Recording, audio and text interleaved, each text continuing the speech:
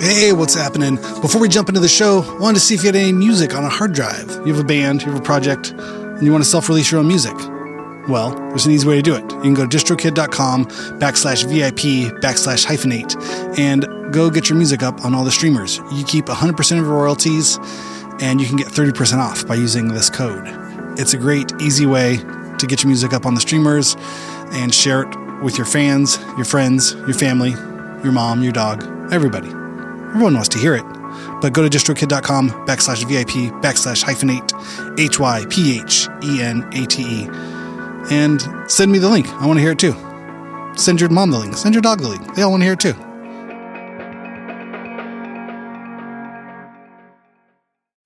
We'd like to thank our sponsor, iZotope, the absolute leaders in intuitively designed plugins for audio restoration, mixing, and mastering. At iZotope.com, you'll find a plethora of tools and suites that will enhance your audio production, whether it's voice, video, podcast, or a full production recording session. Check out the industry-standard audio repair tool, RX11, or the multi-tool mixer plugin, Neutron 5, or the powerful Ozone 11 mastering suite, plus tons more. Go to iZotope.com and use the code FRET10 at checkout for 10% off. That's FRET10 to get 10% off at checkout. And again, the website is iZotope.com, IZOTOPE.com.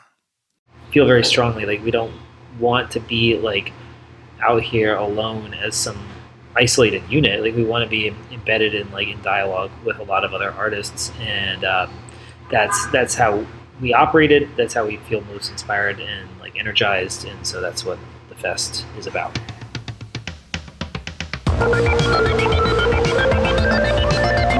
What's happening, everybody? Thank you so much for tuning in to Hyphenate with me, your host, Randy Randall.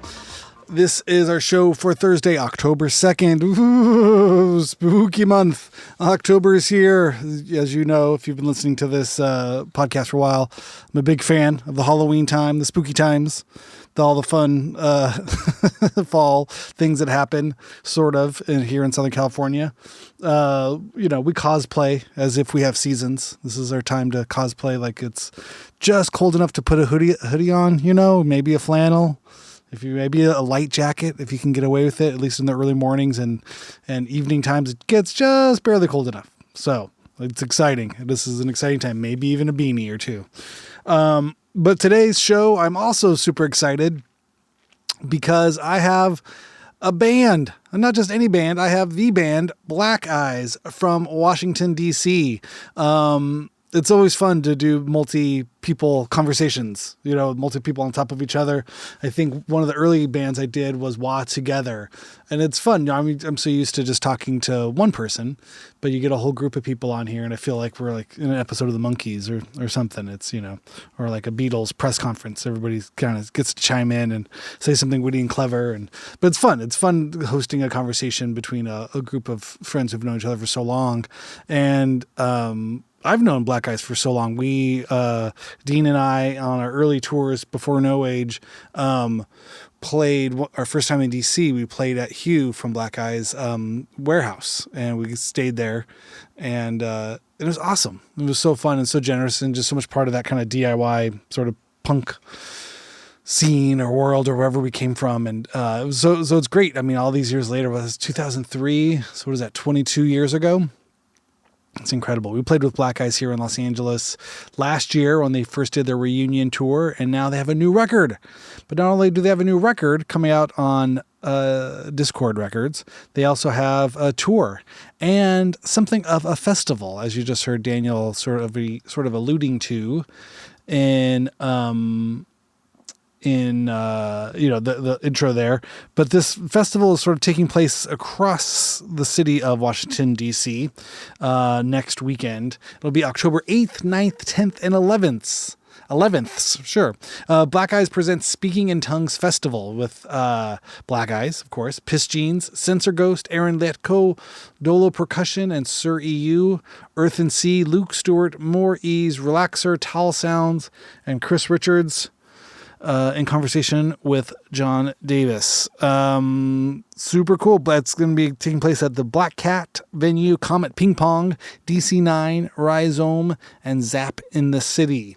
So if you are in the DC area or on the Eastern Seaboard, maybe Baltimore, maybe Philly, maybe DC, or maybe Philly, and even New York, why not? Take the train down. And treat yourself.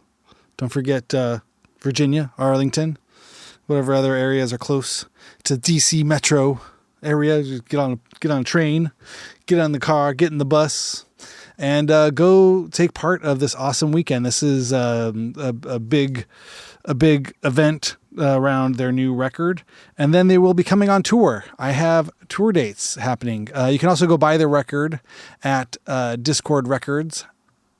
And let's see here, discordrecords.com.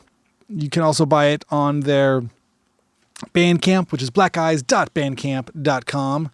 And they have dates, which will be, as I said, in DC next weekend. And then they'll be coming out to Los Angeles on January 16th. And then doing San Francisco January 17th. So this is the beginning of 2026. Mark your calendars. It looks like you got LA on January 16th, San Francisco January 17th, Berkeley January 18th at Gilman Street. Ooh, that'll be fun. And then March 20th. Well, we're going all the way out into March and April. March is Providence, Rhode Island, AS 220. March 27th, Montreal, Quebec at Theatre Fairmount. March 28th, Toronto, Ontario. 329 Pittsburgh, PA. Hell yeah. Spirit Hall. There we go. Pittsburgh. And then on 4/11, the Chicago show at Thalia Hall. So, there you go. Black Eyes, new record, tour, dates, bringing you into the 2026 world. And it's important to go buy their record directly from them or from Discord. Cause keeping it DIY, keeping it local. And, but you can go on the Bandcamp. They got all their great stuff there. They got demos, they got all the records, and that goes to the band directly. And then also go to the big festival next weekend, October 8th, 9th, 10th, and 11th in the DC area, Black Cat, Comet Ping Pong, DC9, Rhizome, Zap in the City. Tons of fun stuff. Go get it. So, thank you to everybody from the band for coming on. Thank you, Daniel, Hugh, Jacob, and Mike. It's a blast. We talk about all things punk, DIY, DC. Ian produced this new record. Ian Mackay of Discord Records produced this record. So you should go hear it. If you're a fan of Black Eyes, obviously you'll want it. But if you're a fan of things DC, Discord, Ian Mackay, Fugazi, Minor Threat related, you'd want to hear that as well, right? So I agree with Poppy Baker. October really is the best month here on the Black Eyes Instagram, which is called, you can go Black Eyes Discord on Instagram. Black Eyes Discord is their handle on the Instagram. So go find them, go follow them, go buy the record, go see the shows. You will not be disappointed. All right, here we go.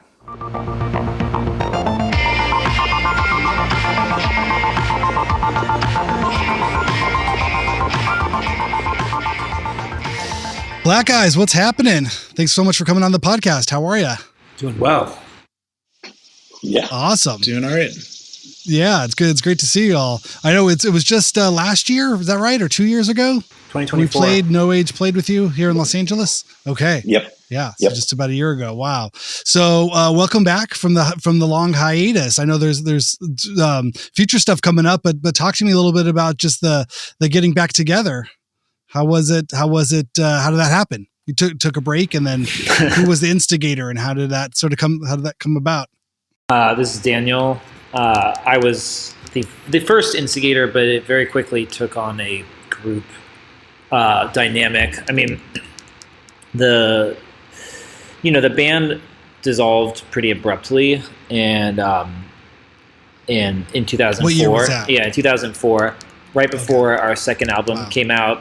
We had been touring for most of 2003, and it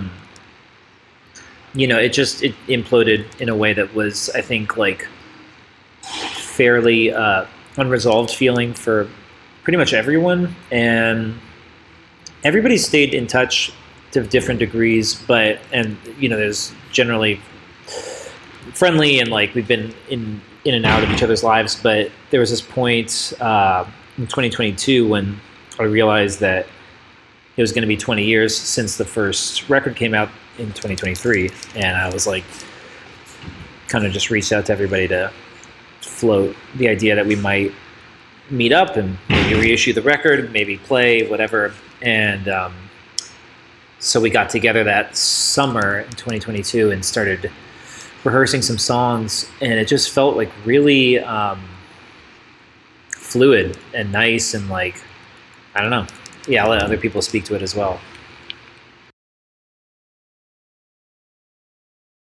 Yeah, what were some other feelings, or how did it, what was it getting back together? Just like old time, like riding a bike, or did anybody have to apologize? Was there anything, not to be too salacious, but was there anything that was there one thing that was like, okay, I will never turn your guitar down again?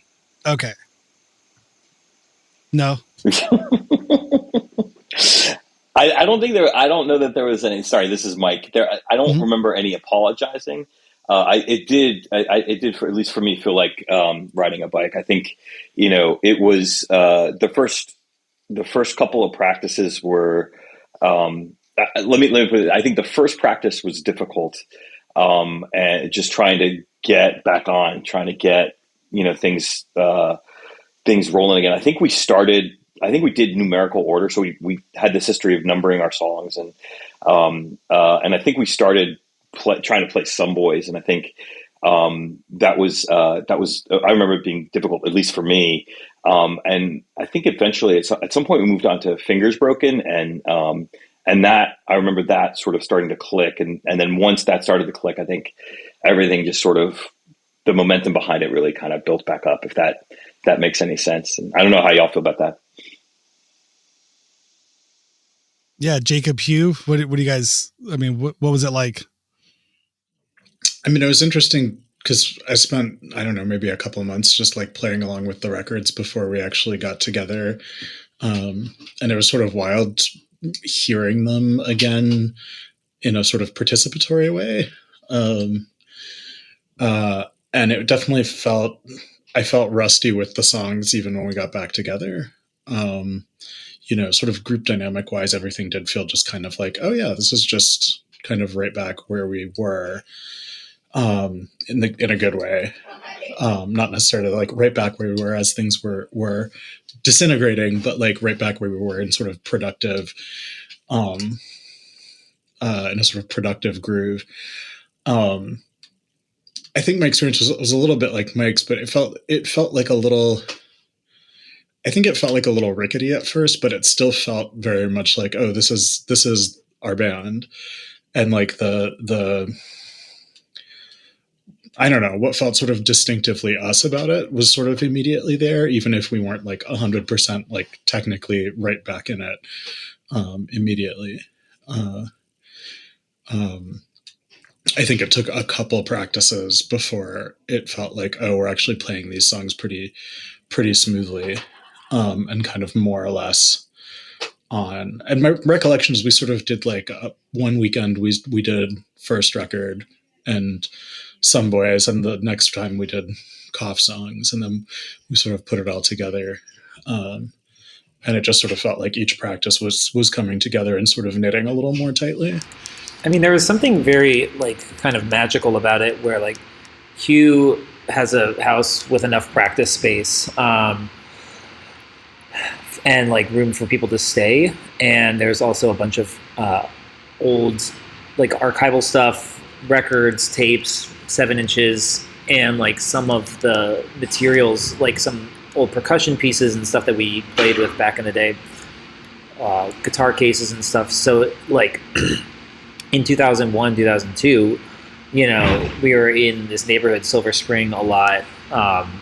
And there was just something of like a bit of time travel for me personally, like going into like Hugh's house is like a different house than he lived in, but like some of the old art is up that was in his parents' place or like whatever. going back into like the neighborhood and just seeing all these like sort of sense triggers. Like there's this cowbell that I bought with my dad at this store Chuck Levin's in probably 1999, and we had it in the band, and like opening up the bucket full of percussion gear, and here's this like cowbell, it's like very like, I remember like standing there with my father and I was 15, and like this sense of like folding time, and that was like kind of beautiful and a little, not spooky, what's the word, what's like the positive spooky, well, I don't know, uncanny or something. And but also, realizing like vocally, I had been practicing guitar for a couple months, like relearning the songs and stuff. I was like, oh, I'll just sing them. And then I was like, holy shit, I have to like work my voice. Because I never practiced singing. I never like had any technique. So I was like, oh shit, I have to like actually learn how to do this part. That was harder than the guitar, for sure. Did any of the songs have to come down a key or two, a few steps, that. Just to fit the okay? It took a second, but I'm not singing at all the highest pitches that I used to, but we're making it work. I will say there were not at the risk of outing Hugh and Daniel here. There were some pretty significant vocal exercises before practices for a while, like really, and like stuff that I did high school theater a little bit, and stuff that the feeling was not dissimilar. Like da da da da da da da. Mm-hmm. Just warming up the instrument. Some honey, lots of honey and lemon and tea. Oh yeah. Well, no, I mean it's like anything, right? Especially the voice. I mean, you really have to like, you can tune in a guitar, you can buy a new drum head, you can, those instruments are not as biological or organic and age with the body. That's why, I sort of ask about, the pitch and tune and everything. I mean, you guys, but so much of it, I mean, it's the energy too. I mean, we're in the punk rock genre in the world of things where, I feel bad for these Richie Valley videos I see. He's 95 years old and just lip syncing and barely moving on stage, but so we're not there. We're not there. We're still very much in the viable world of things. I love this idea, 20 years is a big time. I mean, you're in essence, I imagine everybody was in their 20s when the group started and broke up. I mean, we're in existence for a number of years, under 5 years. And then fast forward 20 years and to come back to it, like what, was there the feeling, with the idea of playing the old songs and then writing new songs, I guess, in a not so, clunky transition into talking about the new record, but how soon do you start to get together and play and go, we could do, there's more to this legacy. This isn't done. The book hasn't been written yet. There's more chapters in this. Like how long does that take for that conversation to happen? It's funny. I think our second show of the first three, we were at Market Hotel in Brooklyn, sound checking and just kind of like fucking around with stuff. And it was not, it was just, we were just fucking around, right? Just, what you do, right? And the idea, I think, sort of emerged that it would be nifty to see what it was like if we tried to do that again. And it kind of built from there. That's what, I guess, April 2023, I think, were those shows. And then, we sent tapes back and forth. Tapes, oh my God, like, recordings. You had the old boombox out and splicing shit together. Yeah.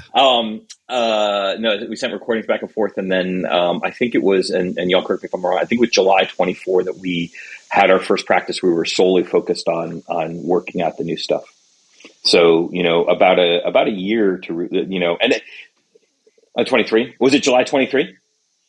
Oh shit! Wow. Okay. Oh, that's right.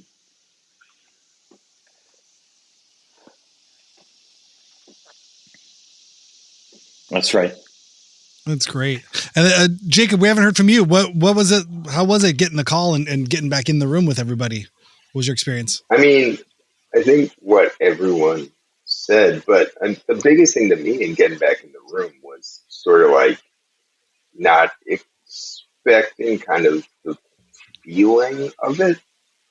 Like the specifics of playing, it's like, yeah, it's like we're rusty or whatever, but like that's gonna happen kind of for like whatever. But like the sort of like, yeah, the like just the feeling and the social feeling of being in a room together was something I hadn't really considered. It was like pretty remarkable. You felt good. You felt good to be with with old friends. It old just jokes, felt. everything. I mean, whatever it was, it just felt comfortable. It was just like back doing what we do. That's a great way of looking at it. I mean, and then I guess that leads to, like the idea of new material. Were you trying to put yourself back in a headspace of how would I write this for Black Eyes, or was everyone able to be like, no, I want to write this like this. This is me now writing this music. Do you know what I mean? Or it's like sometimes I've looked at old songs and kind of go, I had a mindset or a point of view, the way I wrote that song. And for better or worse, I've looked, how would I write a song like this song? Or what would be the extension of this? And you have to kind of play that sort of time travel game. But for everyone when writing new material, what was that? How much looking back versus looking forward was there? I mean, I think personally, it's like pretty much entirely looking forward. And I feel like kind of to piggyback on what Daniel was saying, like part of what felt like, I guess personally, if it was like a backwards looking thing, it wouldn't have been as interesting or wouldn't be as interesting. Like, I feel like there's this, there certainly is a dynamic creatively in terms of how we operate with each other, but part of that is we've always sort of been looking to explore, and like this was just another step of that rather than trying to recreate what we've done, or even like it's sort of like once we started doing something, it was like, well, this is obviously related but different, but it like is pushing things in ways that like are unexpected, which is kind of how our writing always was. It was like we get together and figure things out, and it's never quite what you maybe expected it was going to be. Yeah, I mean, I think there's definitely some continuity. Sorry, I unmuted my mic just when my Outlook notification was chiming in there. I think there's like some really clear continuity, but I think it's mostly because it's the same group of people doing things with the kind of same approach and mindset that we had, which I think we're all still pretty like musically, like, I don't know, maybe voracious is the right word. Like we're all sort of seeking stuff out and interested in different ideas, and like that sort of approach of just like taking kind of a wide, like funneling into this project from just the wide range of things that we're all sort of like curious about and interested in and engaging with is still there. And so like we've all engaged with more stuff in the last 20 years. And so I don't think it sounds like, I think it just sounds like the same, it sounds like the same band, but playing new music. So it's not like, let's make sure this sort of let's make sure that these sort of elements that call back to Cough or that call back to the self-titled or anything like that. I don't think there's anything conscious like that. It's just that I think very little has changed sort of about our fundamental approach to how the five of us write together, even if the circumstances and some of the logistics have changed a little. So I think, yeah, I agree with Jacob in that it's sort of, I think it's very forward looking and very just kind of like, it's very much rooted in sort of the present more than anything else. And to that, I'd add, sorry. No, go for it. I said, just to that, I'd add, I think even some of the old stuff has been informed by, in my case, little stuff like the new little things, right? Like I have these two little drum pads that I use for things, right? And didn't have that back in the day. And to Daniel's point about maybe maybe rethinking how a different approach, a different way of. This is not quite what Daniel said, but bringing those elements into the old music, right? Like so, like there's a part in one of the songs from Cough where there's this big booming bass drum part that I wasn't able to do live back in the day, and now with these pads I can do it, right? And I think also thinking about one of the really nifty things for me about revisiting some of this stuff, again, very specific, but thinking about and I think it's a meditation. Jacob's sax part has changed at the end. We have this sort of like more drawn out sax part that's like, I think, really beautiful and sort of really it doesn't change the song necessarily, but it adds to it in a way that brings in these places that I think we've all collectively been over the last 20 years and sort of remixes it with where we were, if that makes any sense. That's so cool. Yeah. I mean, I guess that was it was one of my questions, was to just sort of see, when revisiting the old records and being asked to play them live now, like how faithful or how much did you feel like you owed it to the, to the fans to play it exactly like the record, or how much could you deviate from the recorded material to play live? I mean, I think I think there's certain songs that it's sort of like, there's certain songs that there's more space just because of how they were written or what the songs are. I mean, especially like the songs on Cough, there's a lot of stuff that's like written, but like in especially like my parts or Daniel's parts, there's like a fair amount of improvisation within the written parts.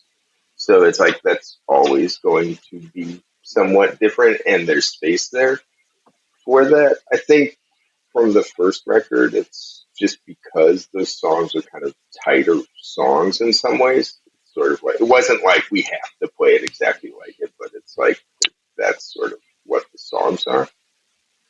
Yeah, that makes sense. Yeah, I think there's room for variation. And I also think the way that we play live too, we're always thinking about like transitions, and sometimes we'll like sort of link songs together, and sort of new versions of the beginning of a song or the end of a song will sort of emerge out of that. Or we'll like reach back to, we used to do a really extended introduction to Speaking in Tongues. It was sort of a long start, and occasionally we've sort of reached back to that pre-album version of how the song used to be live. And I also, I think Jacob's right. There's like places where there's room for variation in a lot of the songs. And like, I don't know, I'm not always singing the exact same lyrics I used to. And sometimes I'll improvise lyrics to the old songs as well. So there's, and sometimes I just screw up, but you can call it improvising. The other people call it screwing up. Sometimes I improvise unintentionally. I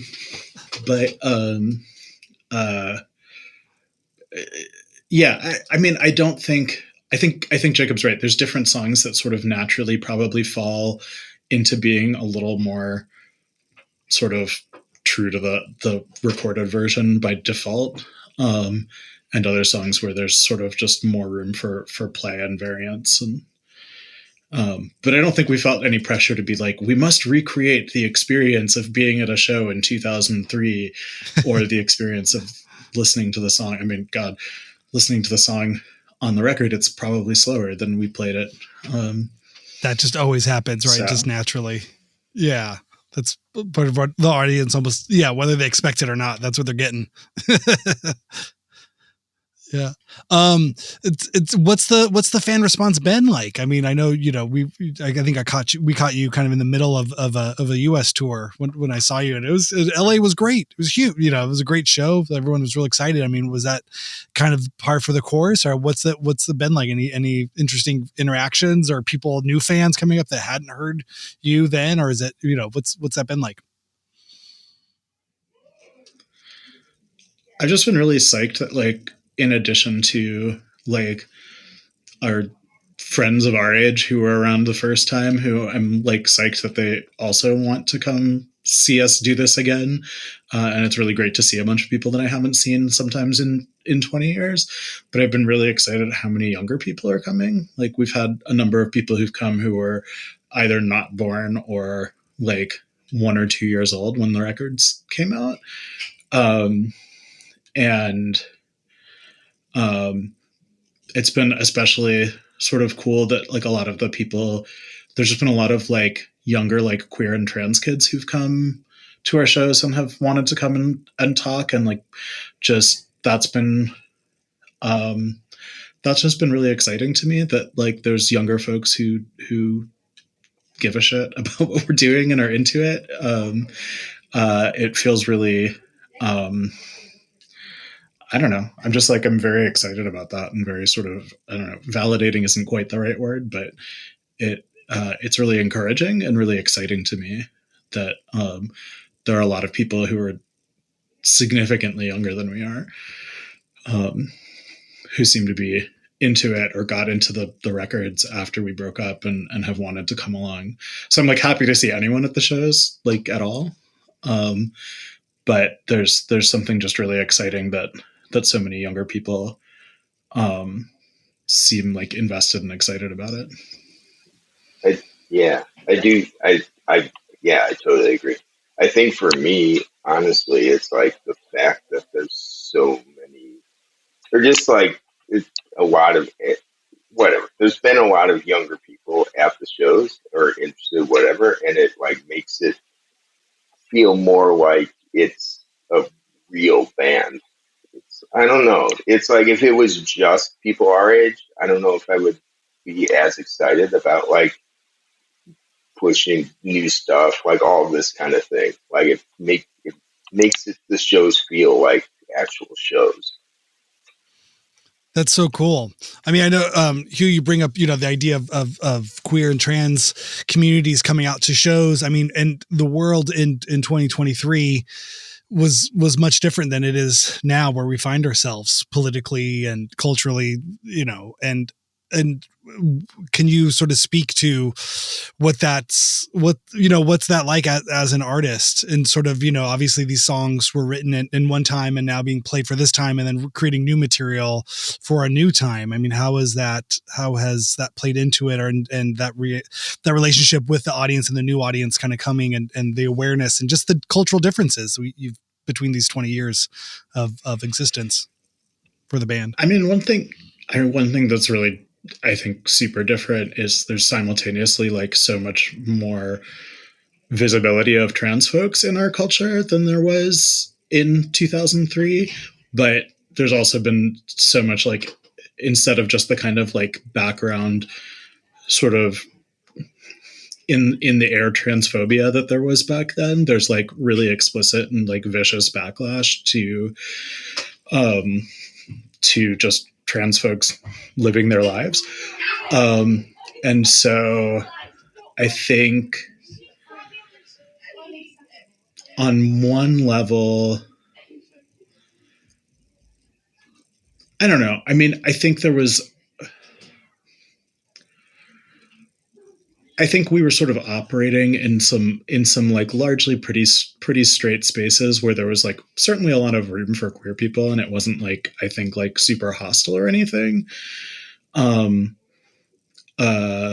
Back in the day, with like I didn't have like too many sort of like shitty encounters with like homophobia and stuff on the road, and like nothing that was any like weirder than I dealt with at home or whatever. But like, it's really interesting that like so many of the people who have at least come to talk to me at shows or written or whatever have specifically talked about the songs and the music landing for them as queer people. And the number of folks who've also explicitly sort of talked about how the songs engage with gender and gender identity and being important to them. And it's sort of cool because it was, I don't know, it sort of felt like we were trying to like, or at least I felt like I was like trying to like wave a little flag of like here's here's something that's out here in case like in case you don't know it's out here, in case people need this to be here and they don't know it's here. And now it sort of feels like people know that that's like a part of our band's sort of thing. And it feels like that's something that's like now much more explicitly a draw for people who feel comfortable or feel personally moved or feel like some like musically and lyrically some of what we do resonates with them. And it's kind of cool. There's like this weird feeling of like having like, I mean, you know, like obviously it wasn't just us, but like there's this weird sort of like satisfaction of like trying to like will a different world into place, and like feeling like the effort of doing that maybe paid off a little. And that like some stuff that we did like had a knock-on effect beyond our sort of immediate time and community. I don't know if I'm explaining this well, but it's very cool. And it's incredibly moving when people come up to me and I mean, for people to tell me that like, for anyone to tell me that like something I had a part in, like that's something I contributed to, like help them come out as trans, like, and made them feel supported is just, it's like wild and mind blowing to me, and really, really moving and really, really powerful to hear that. And so, you know, and I do think it's in the sort of, gotta love my Outlook. I can't seem to turn the sound notifications. Oh, we're not hearing it. We're not hearing it. Don't worry about it. That's amazing. Yeah. Wonderful. Yeah. All right.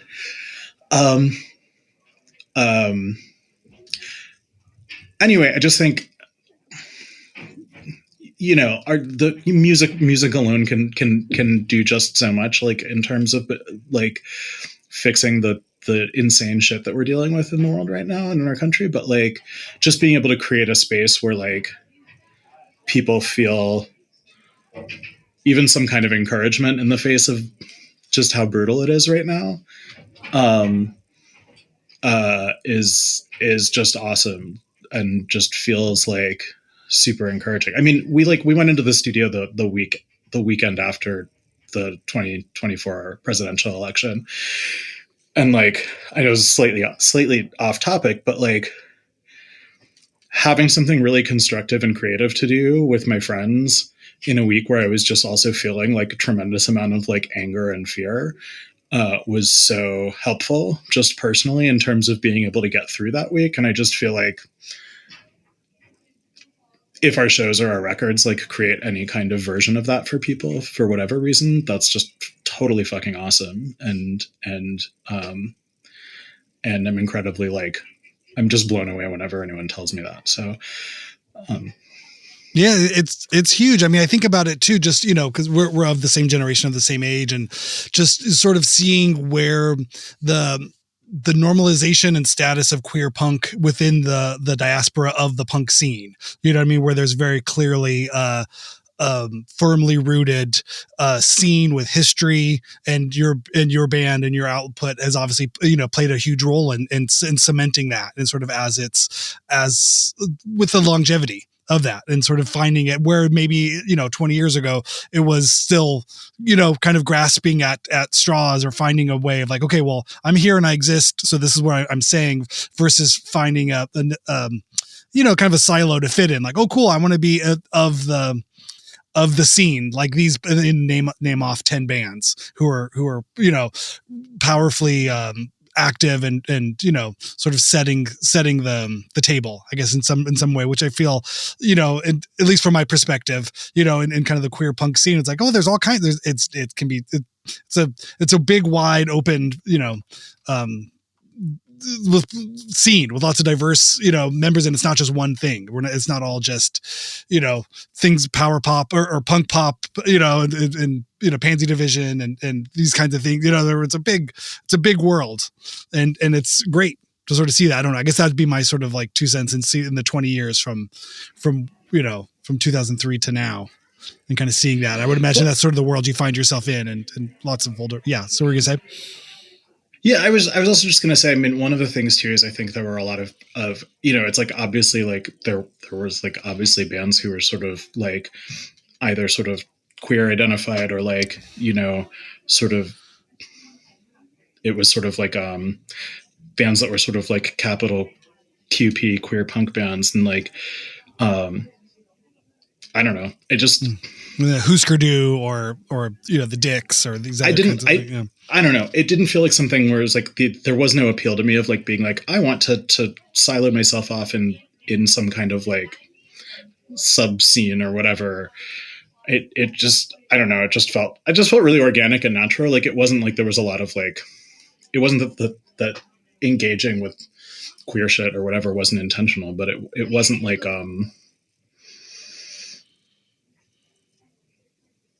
it was just sort of a part of everything else that was happening organically. And it sort of feels cool for that to still matter without it having been sort of like calculated, or like the main,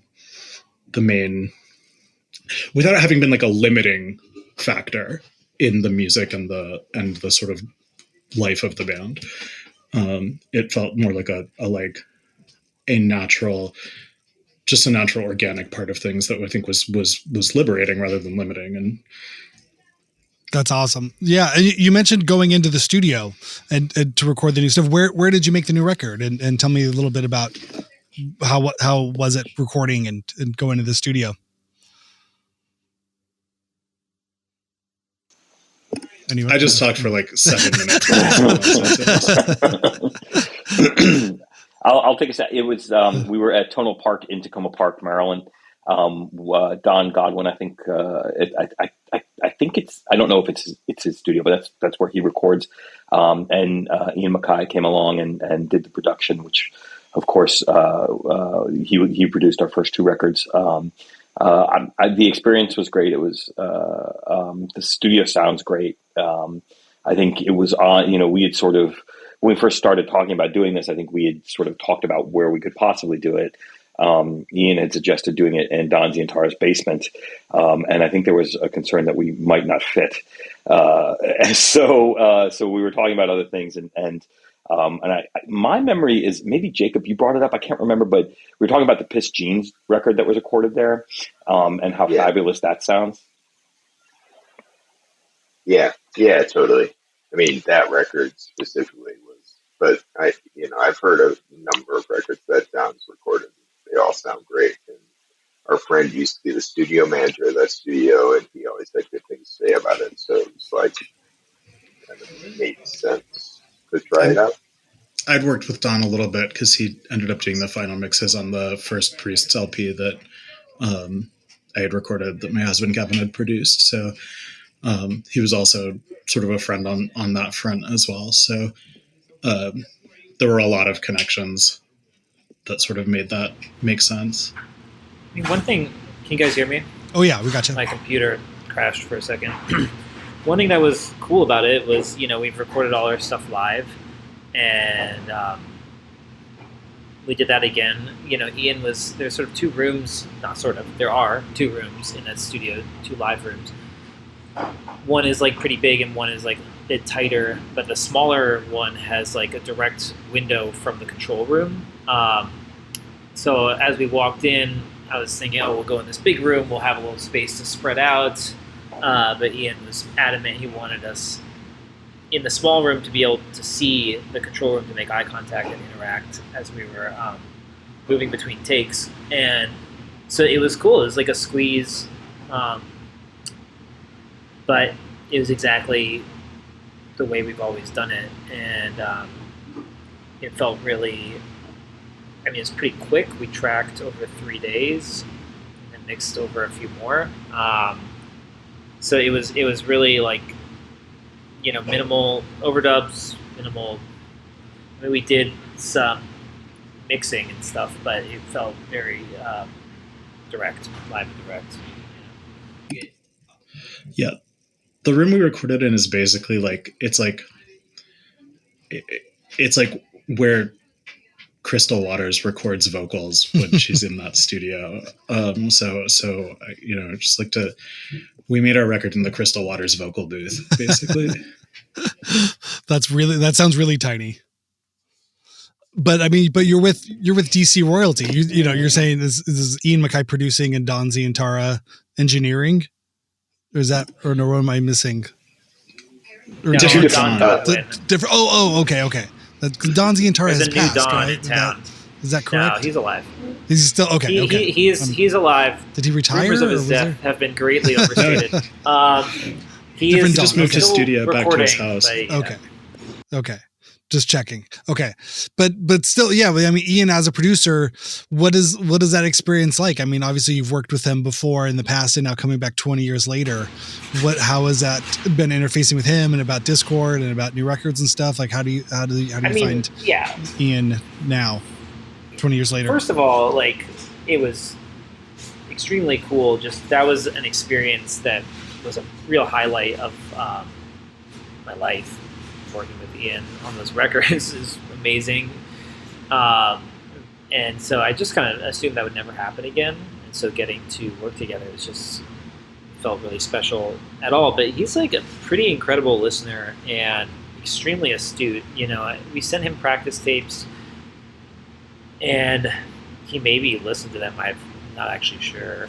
He saw us play the songs live, but it felt like when we were playing, it was really, really quick and instinctive and perceptive, going right to like the heart of things and being like, this part needs to come forward.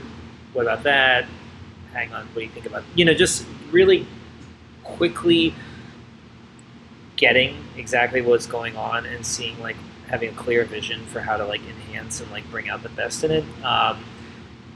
You know, I mean, maybe it's like not a controversial or like shocking statement to be like he's an amazing listener and an incredible like musical mind, but it's cool to be in that space because you know it's not like, oh, we're gonna do all these overdubs and this is how we apply the polish or whatever. It's just like very exacting, quick, and perceptive, and a lot of insight, and then also like really good at keeping the energy moving forward and not getting trapped and like stagnating and stuff like that. So you're able to accomplish a lot in a short window because you're not getting like lost in the weeds. He's like just keeping it really, focused and clear what's happening, and also pretty good at like waving away any nitpicking, like you know, like, oh, is that, you know, he's like, just keep it moving.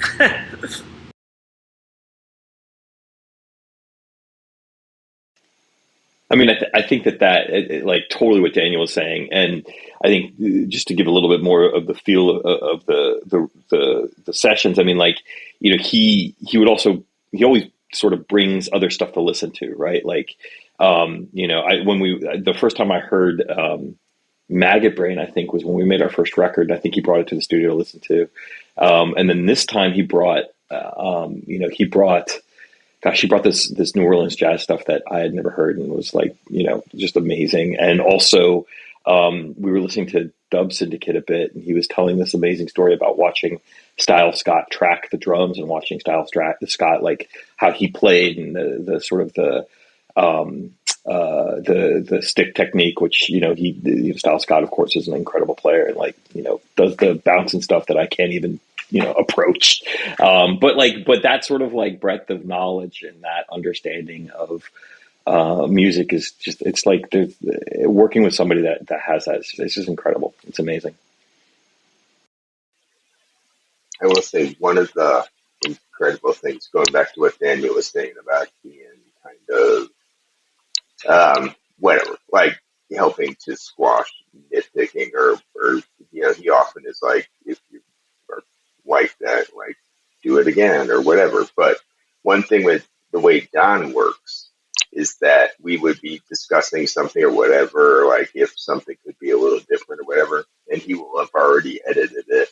And he's like, well, you want to just hear it that way? So it was kind of like the combination of the two of them really kept things moving. And also it was like, well, it could be this way. Why don't you just check it out? Yeah, and really good. I mean, Ian's really good at suggesting, like, hey, how about you try this, I think it could be cool.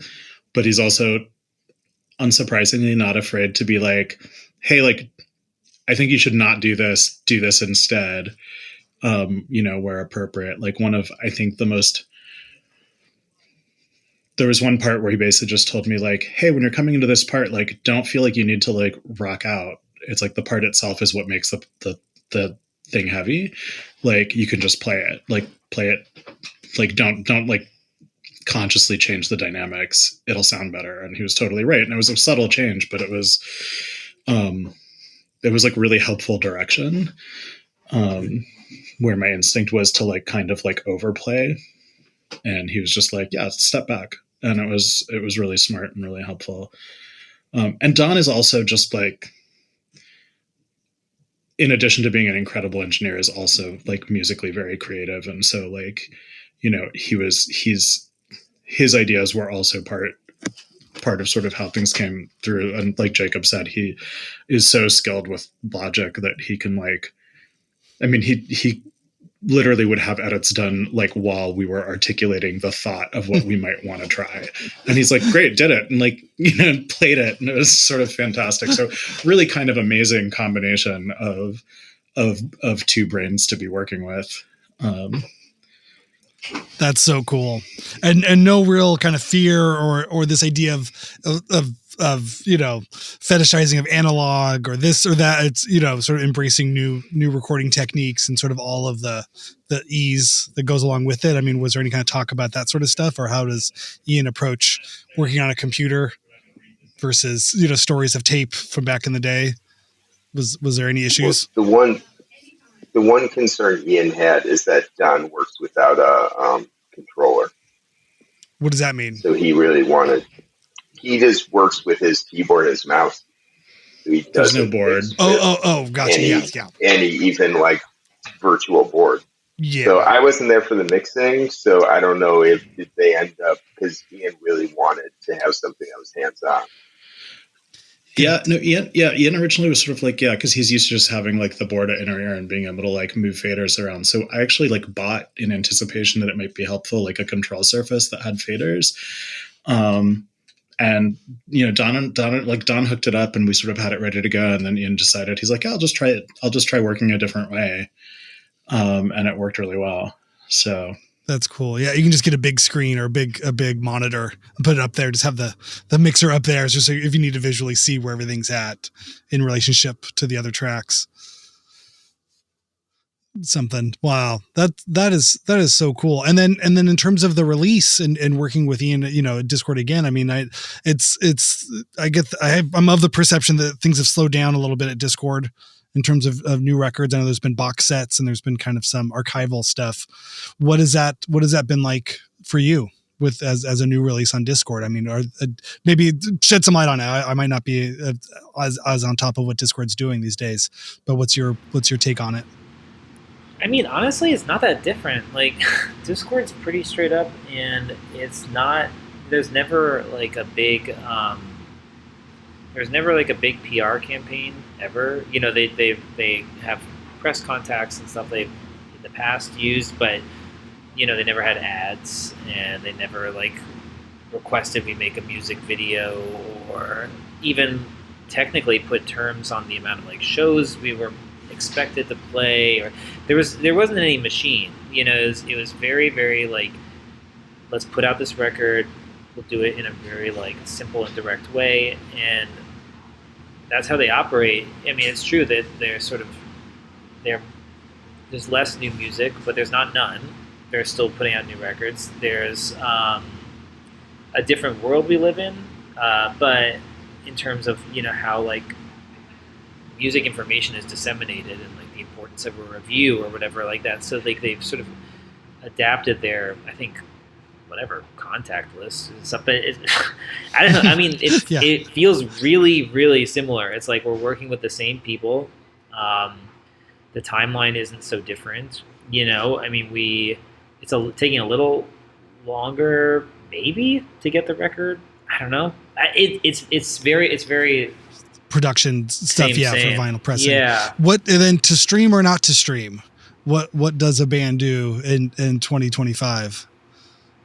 and how to stream or how to not stream? I mean, what has that discussion been like with you and with Ian and just sort of in general? I know I've had lots of talks internally within my own projects and other things, and I'm just curious how it's been for you for this record. I don't think, I mean, Discord, I think,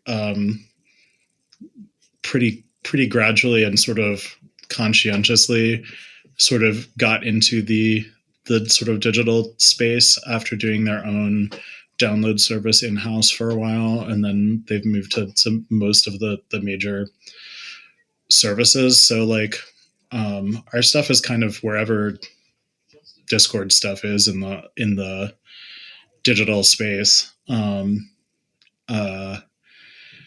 But obviously it's really nice and I think important, like, to have actual copies of the record. And so having it come out on LP is nice. And, as always, it's like, you can see that, in doing the accounting, like one LP sale counts for like zillions, it's like as much in terms of economically, for us as like many streams, or sort of digital stuff.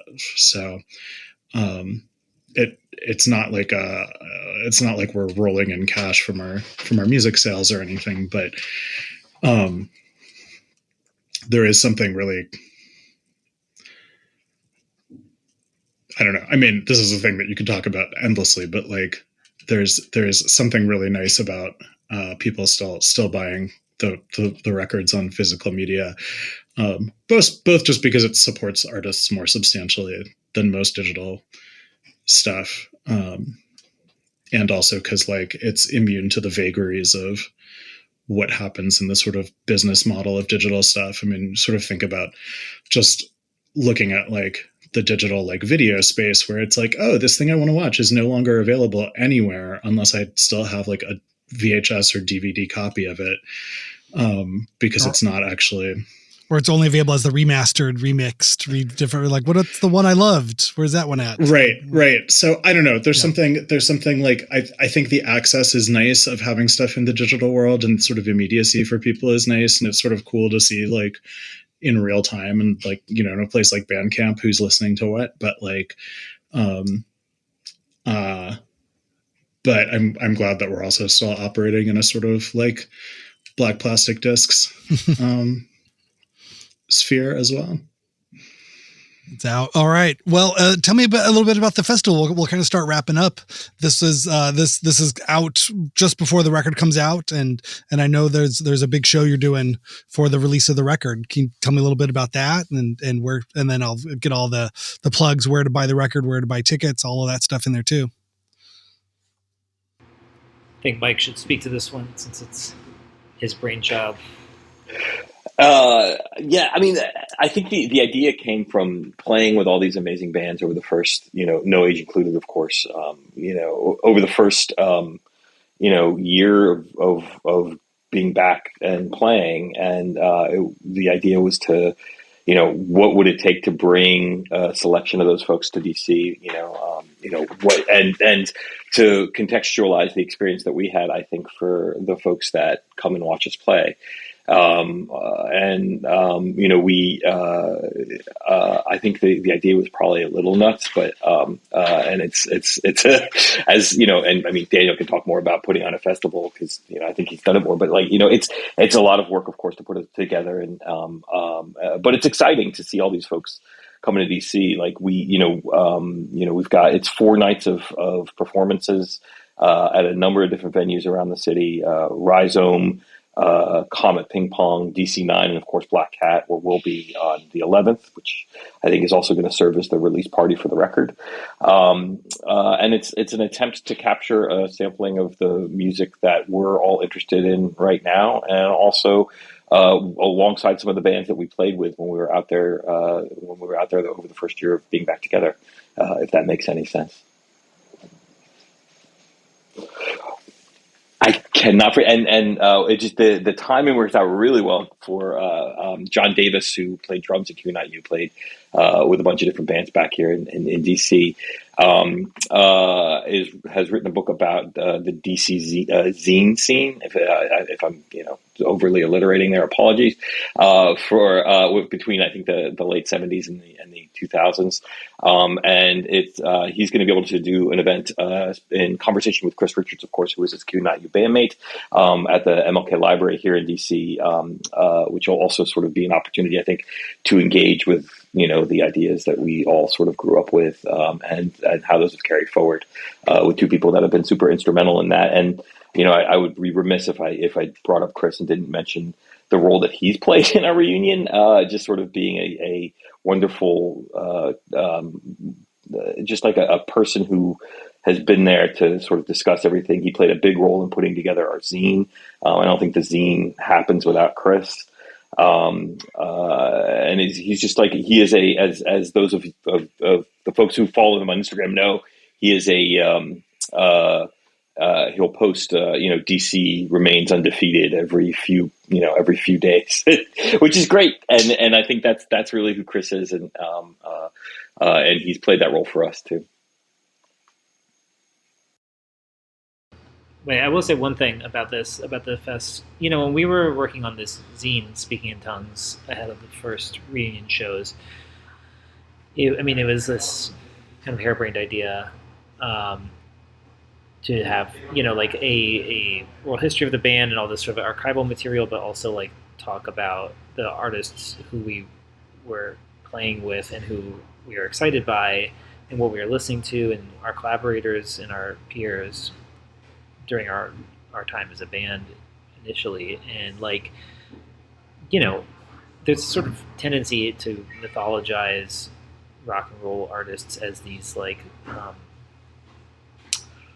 really like monumental figures, or these like great tortured geniuses or whatever. And I just find that that's really like gives me the ick in like a pretty significant way. Like it feels really reductive, and that our experience was absolutely like being a part of a friend group and a scene and a community and all that comes with, including like friends and things that inspired us and we were like directly drawing on, but also things we didn't like that we were sort of adversarial towards, or things that like, I don't know, just the whole experience of being that in playing together was being embedded in a whole world. And it was like more interesting to us to talk about that whole world than just talk about like only ourselves and how fucking crazy our time was as a band. And the festival idea kind of grew out of that, in terms of just wanting both to, like, we remain inspired by groups, so we want to invite all those people together. And it's like, it's not the same as living in Mount Pleasant or whatever and walking out your door and seeing like members of 5 different bands that you're all playing with, but by the time you get to like the coffee shop or whatever. But it feels like, like we feel very strongly like we don't want to be like out here alone as some like isolated unit. Like we want to be embedded in dialogue with a lot of other artists, and that's how we operated. That's how we feel most inspired and like energized, and so that's what the fest is about. Incredible. And where can people get tickets? Where do you direct people to buy the record, get tickets, follow you? Tickets are available at each of the venues' individual websites, but you can go to our Instagram, which has our link tree, which has tickets to all of them. That's probably going to be the simplest way. What's your handle on Instagram for people who don't have Black it? Black Eyes Discord. There we go. And then I think it's Black Eyes Discord on Bandcamp as well, and that's where they can find the pre-order, or now probably order at the time of this podcast release, for Hostile Design, our new LP from Discord Records. Yeah. There we go. All right. Well, thank you everyone so much for coming on. It's been a pleasure to chat and kind of get to catch up a little bit more than's possible backstage in between shows and flying in and flying out and being sweaty and running around. I'm really excited to hear the new record and stoked for more shows, more Black Eyes in everyone's life. Thank you so much, Randy. Thank you. Thanks.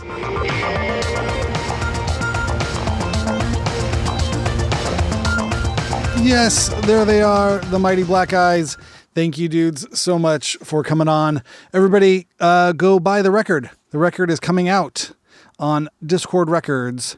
What do we got? Our dates. The 12-inch LP will ship on October 10th. So coming up just next week. But you can pre-order it now, and then it will ship on the day that it comes out. And you will get it directly from the hands of the honorable Discord staff. Stuffing records there, getting ready for this huge, fun release of the new Black Eyes record. It's called Hostile Design. You can also buy it on their Bandcamp, which I think also just goes straight to Discord. Same thing. blackeyes.bandcamp.com. You can go follow them on the Instagram Black Eyes Discord. And there you can also get links to buy tickets ahead of time for the Black Eyes Speaking in Tongues Festival, October 8th, 9th, 10th, and 11th in Washington, D.C. Black Cat, Comet Ping Pong, DC9, Rhizome, Zap in the City, featuring Black Eyes, Piss Jeans, Sensor Ghost, Aaron Let Go, Dola Percussion, Sir EU, Earth and Sea, Luke Stewart, More Ease, Relaxer, Tall Sounds, and Chris Richards in conversation with John Davis. Come on now. You don't want to miss that. That's next weekend. Super fun. Great, guys. Get your DIY on. Go chop it up in the DC area and have a great time and raise your fist into the air and fuck ICE. Fuck Donald Trump. Fuck fascism. And go buy the Black Eyes record because it's the right thing to do. You'll be happy you did. All right. I'll see everybody on Monday. Have a good weekend.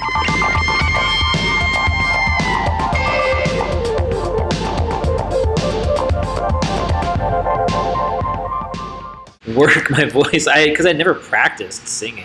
I never had any technique, so I was like, oh shit, I have to actually learn how to do this part. That was harder than the guitar, for sure.